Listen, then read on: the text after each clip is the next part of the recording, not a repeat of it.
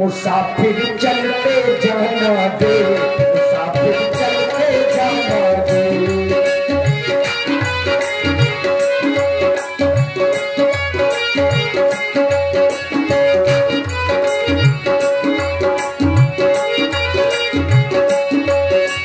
ना अटको ना भटको जग में हो, ना अटको ना भटको जग में, देश पे जाना दे, मुसाफिर चलते जाना दे, मुसाफिर चलते जाना दे, मुसाफिर चलते जाना दे, मुसाफिर चलते जाना दे। और आप हैं कर्म ज्ञान रूपी दीपक को जलाने वाले पूज्य प्रकाशक पूज्य गुरुदेव दशरथ का कोटि कोटि वंदन अभिनंदन प्रणाम स्वीकार हो, प्रणाम स्वीकार हो। उलिका कमल खिला दो,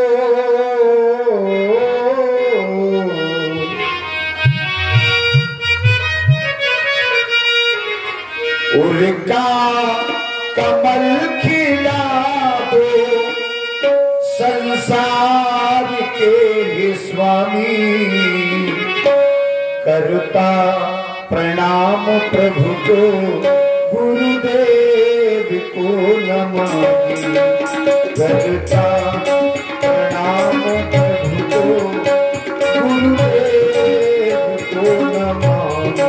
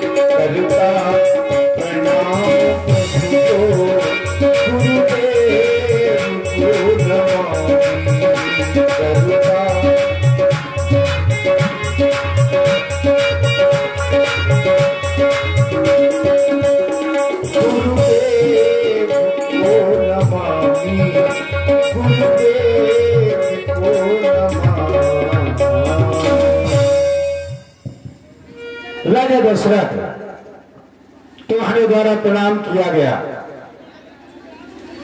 व्यवहार जगत का एक नियम है, अगर कोई व्यक्ति किसी से नमस्कार करता है तो नमस्कार का उत्तर नमस्कार होता है। अगर कोई व्यक्ति किसी से राम राम करता है तो राम राम का उत्तर राम राम होता है।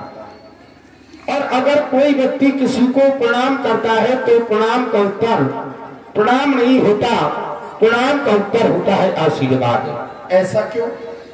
ऐसा इसलिए क्योंकि जब अपने से बड़ों का सम्मान किया जाता है, अपने से बड़ों का शिष्टाचार किया जाता है, तो उसे चार चीजें अपने आप प्राप्त हो जाती हैं। अभिवादन शीलस्व नित्यम बुद्धोपसेवना चत्वारि दशवर्षन्ते आयु विद्या यशो बलम। आयु, विद्या, यश और बल, ये चार चीजें अपने आप प्राप्त हो जाती हैं। तुम्हारे द्वारा प्रणाम किया गया, सुंदर आशीर्वाद। हे राजन, इन दसों दिशा में यश का ज्ञान तुम्हारा हो, तुम्हारी प्रजा में राजन सम्मान तुम्हारा हो, यही आशीर्वाद है हमारा, अखंड कल्याण तुम्हारा हो। आज गुरु सदन में आए हो, आने का कोई हेतु, आने का कारण हमें अवगत कराओ। पूज्य गुरुदेव, अभी तक दशरथ के जीवन में जो जो उपलब्धियां हैं उनका हेतु आपसे जुड़ा हुआ है। आपकी ही कृपा से दशरथ के जीवन में सारी उपलब्धियों का समागम हुआ है। फिर आज मेरे मन में जो विचार उत्पन्न हो रहे हैं उसमें भी आपके ही सहयोग की आवश्यकता है, क्योंकि मैं इसे विश्वास पूर्वक कह सकता हूं। जय गुरु चरणों, जय गुरु चरणों, रेणु सिर धरही, तेजन सकल विभो बस करही। संसार का कोई भी प्राणी यदि गुरु चरणों पर श्रद्धा रखता है, विश्वास रखता है, तो उसकी सारी मनोकामनाएं पूर्ण हो जाती हैं। इसका प्रत्यक्ष प्रमाण दशरथ बैठा है। मोहि सम यहाँ अनुभयऊ न दूजे, सब पायऊ रज पावन पूजे। दशरथ ने जो कुछ भी पाया है वो आपके चरणों की कृपा से प्राप्त हुआ है। मेरे आराध्य, मन में एक और अभिलाषा उत्पन्न हो रही है। अब अभिलाष एक मन मोरे, पूजिए नाथ अनुग्रह तोरे। मेरे मन में एक अभिलाषा ने जन्म लिया है, वह भी आपकी कृपा से पूर्ण हो सकती है। यदि आदेश हो तो फिर मैं अपनी अभिलाषा को व्यक्त करूंगा। राजा दशरथ, तुम्हारा कहना है कि अब अभिलाष एक मन मोरे, पूजे नाथ अनुग्रह तोरे में एक अभिलाषा ने जन्म लिया है। मन में अभिलाषा है तो अभिलाषा व्यक्ति का कभी पीछा नहीं छोड़ती, कामना व्यक्ति का कभी पीछा नहीं छोड़ती। कामनाएं क्या बताएं, एक आए एक जाए। एक अभिलाषा पूर्ण होती है तो फिर दोबारा अभिलाषा शुरू हो जाती है। लेकिन तुम्हारे मन में अभिलाषा ने जन्म लिया है। तुम्हारा नाम तो ऐसा है कि अभिलाषा तुम्हारे हृदय में बाद में जन्म लेती है, उसका फल पहले तुम्हें प्राप्त हो जाता है। राजन राव आन नाम यश सब अहिमत दातार, फल अनुगामी महित मन मन अभिलाष तुम्हारा। अभिलाषा बाद में जन्म लेती है, फल कैसे पहले मिल जाता है। तुम ऐसे राजा हो, लेकिन हमारे पास आए हो, कहो क्या अभिलाषा है, व्यक्त करो। हम भी तुम्हारी अभिलाषा सुनना चाहेंगे जो हमारे द्वारा पूर्ण होगी। स्थान के अनुसार, व्यक्ति के अनुसार परिस्थितियां बदलती रहती हैं। नाम सभी अभिमतों को देने वाला है, लेकिन स्थान के आधार पर। यदि नाम को ही आवश्यकता है तो उसकी अभिलाषा की पूर्ति तो केवल गुरु ही कर सकते हैं। यदि दशरथ का नाम मेरी अभिलाषाओं को पूर्ण करने वाला होता तो मोहिशम यह अनुभव न दूजे, सब पायो रज पावन पूजे, ये क्रम की खंडना हो जाती है। पूज्य, आपने यदि मुझसे कहा तो मैं अपनी अभिलाषाएं व्यक्त करूंगा। हे देव उतरता जाता है, सर से यह पेट जवानी का, देखिए सूखता जाता है, यहाँ अपना खेत जवानी का।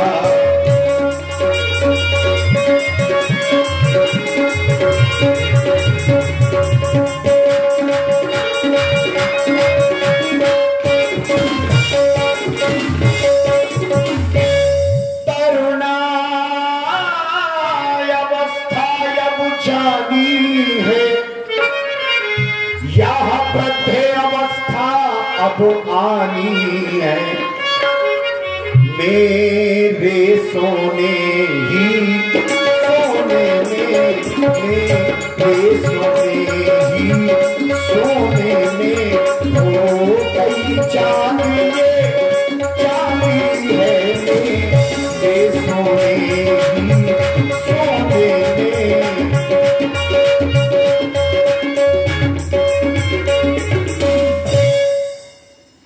अगर ऐसी स्थिति है महाराज तो मन में केवल विचार एक ही है, पिछले पुरखों की तरह ना अब मुझे तपोवन जाने दे, हो गया राज के योग राम, अब उसको राज चलाने दे, अब उसको राज चलाने दे।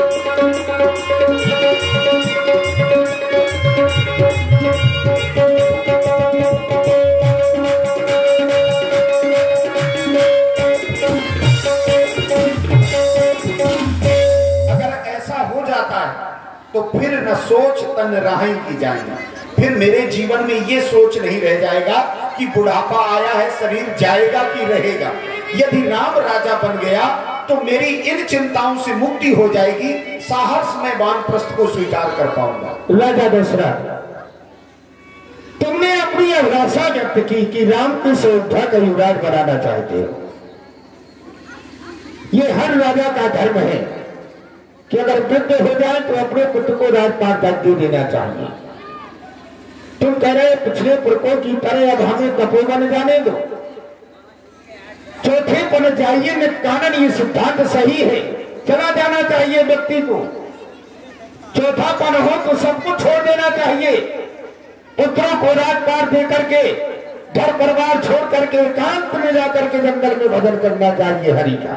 ये सत्य है, लेकिन जंगल में हरि का भजन परमात्मा का भजन करने के लिए जाते हैं, लेकिन तुमको जाने की जरूरत नहीं है, क्योंकि जो लोग परमात्मा का भजन करने वन में जाते हैं वही परमात्मा तुम्हारे घर में पुत्र रूप में आए।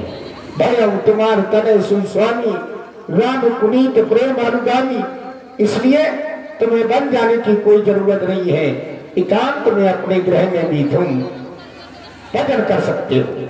अब हमारा विचार जानना चाहते तो हम तो ये कहते हैं कि बुरे काम को जितने जल्दी हो, बुरा काम अगर हो तो जितनी देर लगे, पहली बात तो उसको करना नहीं चाहिए अगर हो रहा है तो बहुत देर में, और अगर शुभ काम हो रहा है तो उसमें देर नहीं करनी चाहिए, बहुत तुरंत ही कर देना, बहुत जल्दी कर देना चाहिए। महाराज हम यही कहेंगे, आप कह रहे हैं कि यही एकांत में रह करके भजन कर लिया जाए। बिल्कुल, लेकिन वानप्रस्थ कहाँ होगा? क्या अगर मैं घर में रह करके ही एकांत भजन करूंगा तो क्या गृहस्थ से मैं वानप्रस्थ को प्राप्त कर पाऊंगा? सिद्धांत ये है कि यदि जीवन में जैसे संसार में प्राणी आया, जब बहुत अच्छे लोग बैठे तो कुछ अच्छी चीजें होनी जरूरी होती है। संसार में प्राणी आया, बूंद गिरत भाग घावर पानी, जिम जीवहि माया लपटानी। माया क्या है? तन धन भावन सुहद परिवारा, जननी जनक बंधु सुत दारा। तो यदि इन 10 के चक्कर में वो बंधा रहा तो फिर वो गृहस्थ से पार नहीं हुआ, वो वानप्रस्थ का कैसे हो जाएगा? आवश्यकता वानप्रस्थ की है, वानप्रस्थ के बाद परमात्मा की आवश्यकता है, क्योंकि जो जहां उचित है वहीं से शुरू करें तो ज्यादा अच्छा है। तो मैं जंगल चला जाऊंगा तो कोई दिक्कत है क्या? नहीं।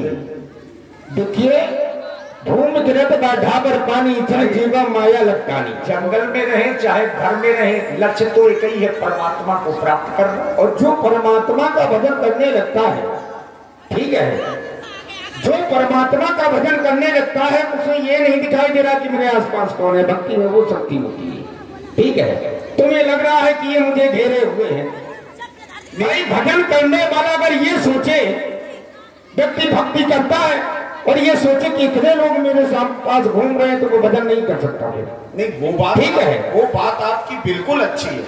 मैं ऐसा थोड़ी कह रहा हूँ कि गुरुजी हमारे गलत बोल रहे हैं, मैं तो गुरुजी से सलाह ले रहा हूं कि यदि आसक्ति से ही निवृत्ति नहीं मिली तो भक्ति जीवन में कैसे? नहीं तो भाई बन में बन की जरूरत थोड़ी है, सिद्धांत है भक्ति स्वतंत्र सकल सुख खानी बिन सत्संग न पावई। ठीक है, भक्ति स्वतंत्र है, इस मानता हूं। तुमने कहा कि बन प्रश्न कैसे? भाई क्या जरूरी है कि बन में जाया जाए? भाई भगवान का भजन करना, जिसका परमात्मा का भजन करना, वो तुम्हारे घर में है, यही भजन करो। भाई बन की जरूरत नहीं है, ये उन लोगों के लिए है जो लोग भगवान को ढूंढ रहे हैं, माया में फंसे हुए हैं। ये उन लोगों के लिए कि जाओ चौथे पन में अपने पुत्र को राजपाट दे करके वन में जाओ एकांत में। महाराज दशरथ जी ने ममता के प्रकार बताए हैं, 2 प्रकार की ममता, भक्ति और आसक्ति। अब इनके जो तर्क हैं आप समझ गए होंगे। देखिए, माया में व्यक्ति फंसा हुआ है, मैं अनुमोड़ तोड़ते माया। जैसे इन्होंने बताया, जननी जनक बंधु सुतदारा तन धन भवन सोहित परिवारा। ठीक है, इनके 10 स्थानों में ममता होती है, व्यक्ति इसी में जकड़ा रहता है। लेकिन जब परमात्मा की कृपा हो जाती है, जब व्यक्ति को परमात्मा की शक्ति मिल जाती है, फिर ये 10 जो स्थान है अपने आप छूट जाते हैं। देखिए, परमात्मा की कृपा पर अगर बात की जाए तो उनका कहना तो ये है, सब पर मोहि बराबर दाया, सब मम प्रिय सब मम उपजाए, सबते अधिक मनुज मोहि।